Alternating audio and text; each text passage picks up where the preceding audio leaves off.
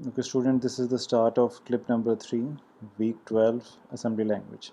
अच्छा, अभी हमने थोड़ी देर पहले बात की थी कि हम एक स्ट्रिंग से दूसरी स्ट्रिंग में हम बाइट बाय बाइट मूवमेंट कैसे कर सकते हैं।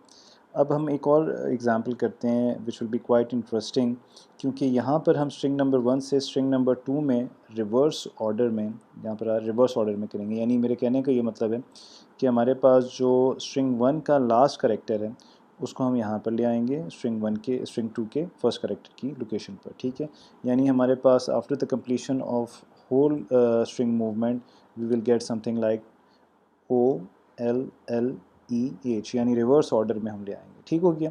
अब हम ये देखते हैं कैसे करते हैं। तो आइडिया बेसिकली यहाँ पर क्या है कि हमारे पास जो स्ट्रिंग 1 है उसका जो हमारे पास लास्ट करेक्टर होगा हम सोर्स इंडेक्स को वहाँ पर ले जाएंगे, और जो डेस्टिनेशन इंडेक्स है उसको हम बिगिनिंग में ले जाएंगे।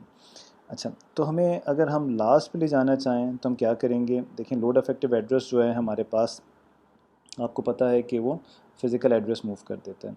तो हमने लास्ट लेक्चर में देखा था कि हमारे पास इंडेक्स एड्रेसिंग होती है। तो ऑन द बेसिस हम उसी इंडेक्स एड्रेसिंग में हम क्या करेंगे, उसकी ऑफसेट वैल्यू मूव कर देंगे, ऐड कर देंगे। अब हमने 4 क्यों ऐड किया है, क्योंकि हमारे पास जो यहाँ पर साइज़ है दैट इज़ 5। ठीक है, तो जब मैं 0 से स्टार्ट करूँगा तो 5, ये आपको हमने अरे में ये हमने मेथड पढ़ा भी था। ठीक हो गया। और हम डेस्टिनेशन इंडेक्स में हम क्या कर देंगे, हम स्ट्रिंग 2 का एड्रेस को मूव कर देंगे। ठीक है, अभी यहाँ पर आपके माइंड में कुछ क्वेश्चंस आते होंगे, लेकिन मैं इंटेंशनली उनको थोड़ी देर के लिए होल्ड कर रहा हूँ। उन सारे क्वेश्चंस का आंसर भी थोड़ी देर में मैं दे दूँगा। ठीक है, और यहाँ पर हम सेट डायरेक्शन फ्लैग कर देंगे। यानी अब हमारे पास यहाँ पर डायरेक्शन फ्लैग की वैल्यू क्या हो जाएगी, 1। यानी अब हम मूव करेंगे फ्रॉम राइट टू लेफ़्ट। पहले हम जब हम CLD करते थे हमारे पास क्लियर डायरेक्शन फ्लैग हो जाता था, तो हम लेफ़्ट से राइट की तरफ मूव करते थे। ठीक है, अच्छा, अब इन कुछ लाइनों को स्किप करते हैं, पहले हम ज़रा कॉन्सेप्ट समझ लेते हैं। ठीक है, अच्छा, जब मैंने किया स्ट्रिंग 1 + 4, ठीक है, तो आपको पता है कि जो नाम होता है it holds the starting address. ठीक है, उसमें ये पड़ा हुआ था। और जब मैं +4 करूँगा तो मैं यहाँ पर पहुँच जाऊँगा। कैसे, तो मैंने यहाँ पर ये किया कि स्ट्रिंग 1 में ये यानी 200H में मैंने 4 ऐड कर दिया। यानी मैं इस चीज़ की बात कर रहा हूँ। इसमें क्या पड़ा हुआ था, 200 पड़ा हुआ था, जैसे हमने लास्ट एग्जाम्पल में भी देखा था। और जब मैंने 4 ऐड कर दिया तो मैं कहाँ चला गया, यहाँ चला गया, and this is the address of last byte of string 1। ठीक है, ये बात समझ आएगी। तो ये हमें क्लियर हो रहा है कि हम कैसे हम लास्ट ऑफ द बाइट पर हम चले गए हैं। तो ये आपको समझ आ गई। सिमिलरली हमारे पास हमने जब ये किया DI, हमने स्ट्रिंग 2 पे ये इसका अफेक्टिव एड्रेस कर दिया, तो हम कहाँ पर चले गए, हम यहाँ पर आ गए। अब यहाँ पर एक पॉइंट जो है वो थोड़ा समझना है, लेकिन उससे पहले हम कोड पे जाएंगे। ये बात तो हमें समझ आ गई है कि हम कहाँ पर आ गए।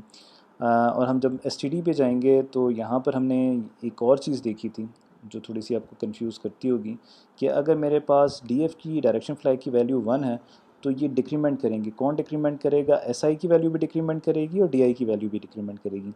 लेकिन अगर मेरे पास SI की वैल्यू डिक्रीमेंट करेगी तब तो सही है, मैं 203 पर आ जाऊँगा।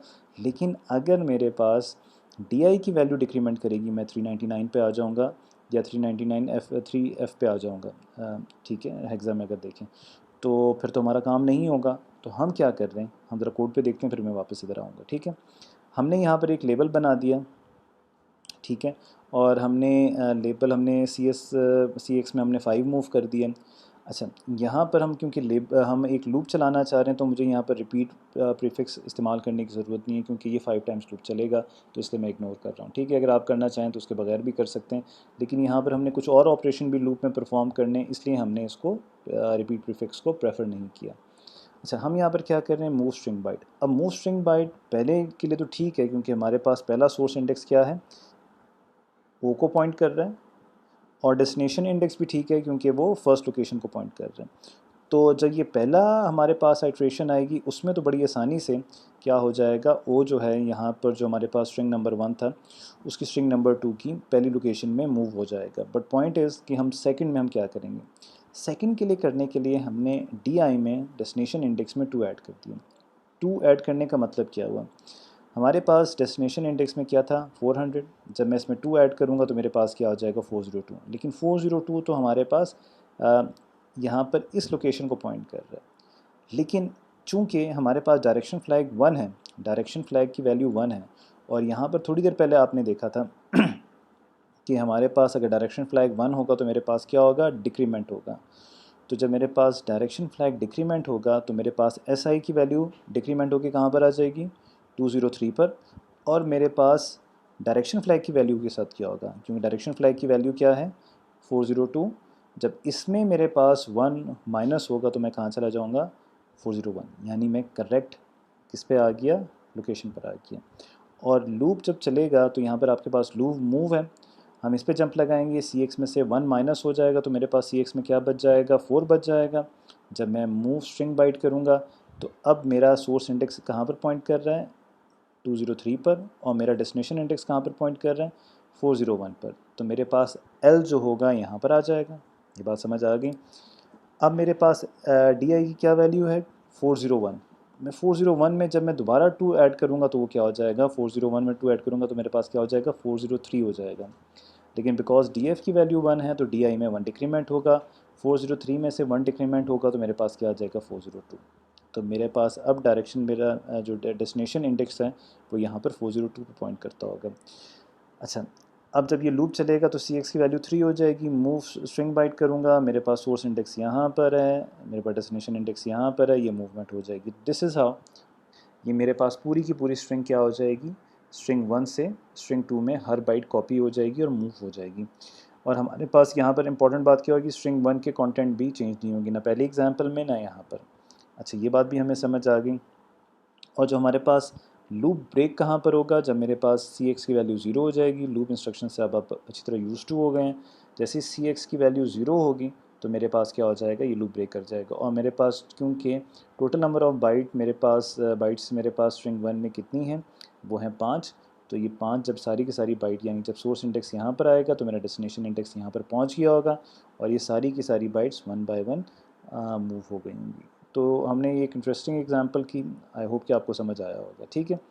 अच्छा, अब हम ज़रा चलते हैं, एक और हमारे पास इंस्ट्रक्शन है, that is called move string word.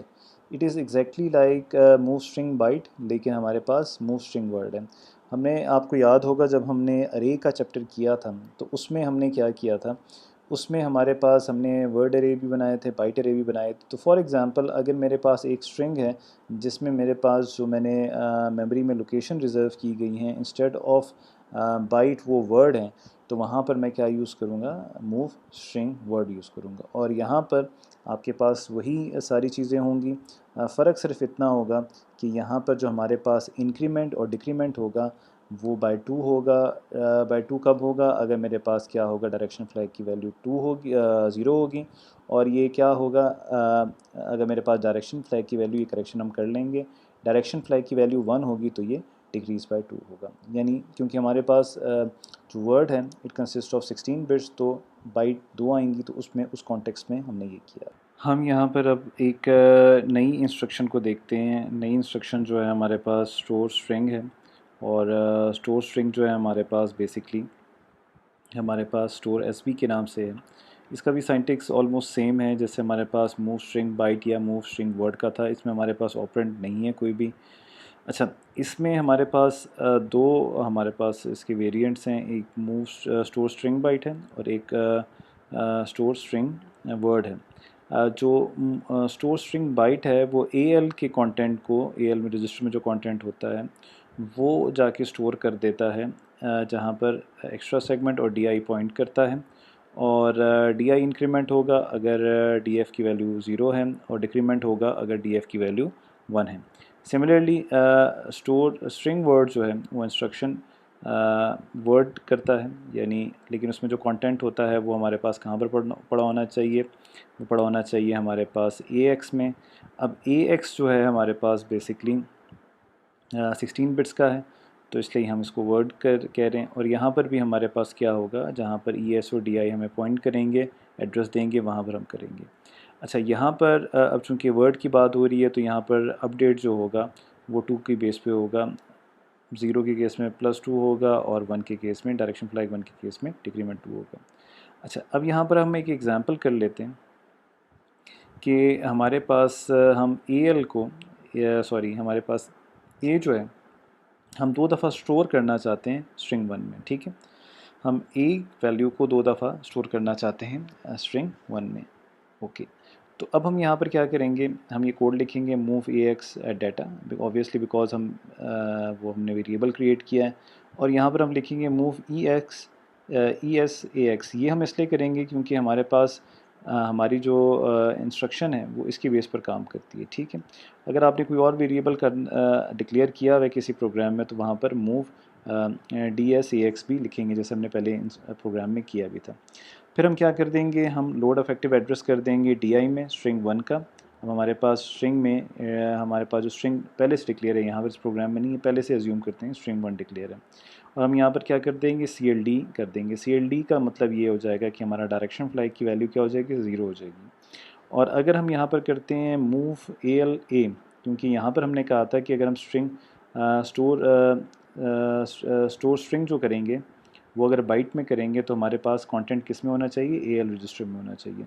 तो हमने ये कर दिया। और जब हम स्टोर स्ट्रिंग बाइट करेंगे एक दफ़ा तो हमारे पास जो पहली लोकेशन होगी, क्योंकि हमने लोड अफेक्टिव एड्रेस यहाँ पर किया हुआ है, उसमें A आ जाएगा बाइट लोकेशन पर। और फिर आपको पता है कि CLD यहाँ पर क्या है, CLD हो गया, डायरेक्शन फ्लैग यहाँ पर 0 हो गया है। तो जब हम स्ट्रिंग स्टोर बाइट दोबारा करेंगे तो इस केस में हमारे पास क्या होगा, जो हमारे पास नेक्स्ट बाइट लोकेशन होगी उसमें भी हमारे पास क्या आ जाएगा, स्टोर स्ट्रिंग बाइट। यहाँ पर आप अगर इसके साथ रिपीट प्रीफिक्स लगा दें तो वैसे ही काम करेगा जैसे हमने मूव स्ट्रिंग बाइट में किया था। यहाँ पर हमारे पास क्लिप नंबर 3 यहाँ पर एंड होता है। Thank you.